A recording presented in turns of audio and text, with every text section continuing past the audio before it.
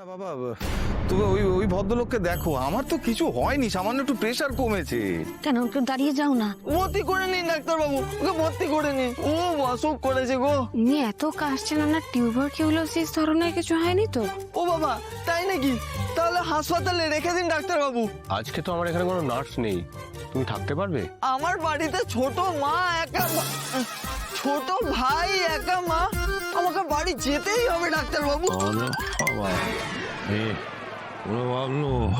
আমি বুঝতে পারছি না কি করে সনাতন বাবুকে সামলাবো।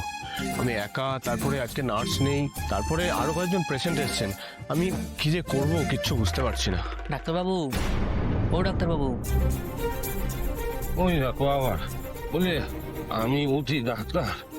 ও আমি তো তোমার অসুবিধে করতে পারি না, বলো। তুমি ডাক্তার পেশেন্ট পাঠিয়ে এসছে।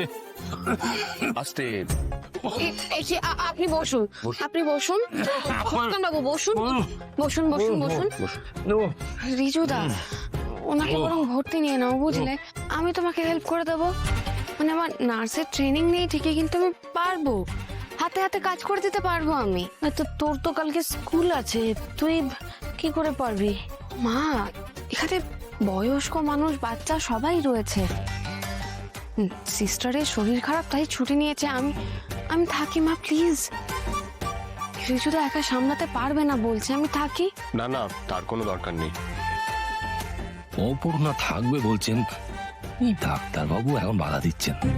থাক থাক ডাক্তারবাবু, আমার স্ত্রী কতদিন আমার কাছে থাকেনি, একটু থাকুক, দেখি শান্তি পাবো। মহান মা, আমি একটু রেগে গিয়েছিলাম ঠিকই, তুমি পুণ্যবতী দেখে মনে হচ্ছে। এই তো কাশি থেমে গেছে, আপনার শরীর আবার ঠিক হয়ে গেল? না না, কাছে আছে আর যায়। আচ্ছা, আপনি উঠুন তো, উঠুন উঠুন, আস্তে আস্তে আস্তে আস্তে। বাবা তুমি ছাড়ো, আমি পারবো। আসুন। মহান মা।